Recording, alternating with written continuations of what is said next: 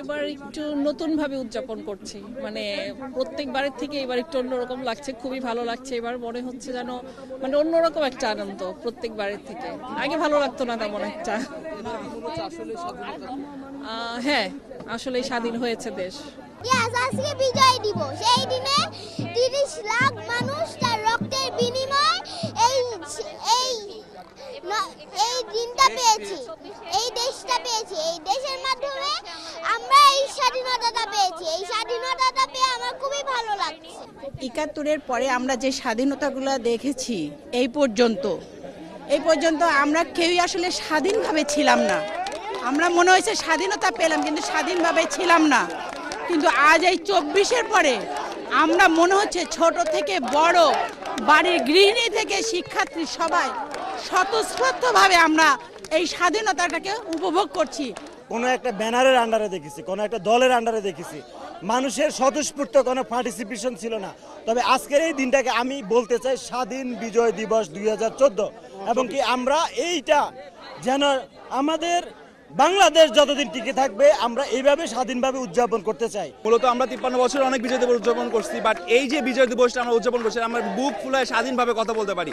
বর্তমানে আমরা বর্তমান সরকারকেও ইন্ডিকেট করে কথা বলতে পারি। এটাই আমাদের বিজয়, এটাই আমাদের স্বাধীনতা। আমরা বর্তমানে যে বাংলাদেশ চাই, বাংলাদেশ হবে সবার জন্য উন্মুক্ত, সবাই মুখ খুলে কথা বলতে পারে, সবাই মুখ খুলে বাঁচতে পারে। আমরা ভারতের সাথে যে বাংলাদেশ চোখে চোখ রেখে কথা বলতে পারবে তেমন বাংলাদেশ আমরা চাই। অন্যায়ের বিরুদ্ধে যারা চোখে চোখ রেখে কথা বলতে পারবে এই ধরনের বাংলাদেশ আমরা চাই।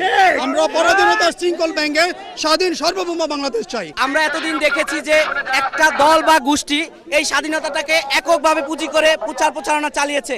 আমরা যারা সাধারণ মানুষ ছিলাম তারা সেটাকে উদযাপন করতে পারিনি। এই ৫৩ বছর পরে আজকে সকল স্তরের মানুষ, সকল পেশার মানুষ, সকল জায়গার মানুষ একত্রে স্বতঃস্ফূর্তভাবে এই বিজয় দিবস পালন করতে পারছে। ২৪ সালে যেই প্যাসিবাদের পতন হয়েছে, শেখ হাসিনা ২০১৪, ১৮ এবং ২৪ সালে 3টি বিনা ভোটের নির্বাচনের মাধ্যমে জনগণের ভোট হরণ করে ক্ষমতা আঁকড়ে ধরে রেখেছিল। কিন্তু ২৪ সালে আমরা একটি যৌক্তিক কোটা সংস্কার আন্দোলন থেকে রাষ্ট্র সংস্কারের দিকে যাওয়ার ফলে প্যাসিবাদের পতন হয়েছে। আমরা এই স্পিরিট অব্যাহত রাখতে চাই। আজকে প্রায় ১৭ বছর পর্যন্ত আমরা যখন আমাদের বিজয় দিবস উদযাপন করতাম, ১৬ই ডিসেম্বর উদযাপন করতাম, আমরা মনে করতাম যে স্পেসিফিক কোনো একটা দলের এই দিবস।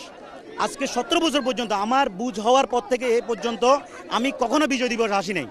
আমি মনে করতাম যে এটা আওয়ামী লীগের দিবস, এটা হচ্ছে যে স্বৈরাচারের দিবস। ১৬ই ডিসেম্বর সবাই ১৬ই ডিসেম্বর, কোনো আওয়ামী লীগের না, কোনো স্বৈরাচারের দোসর না।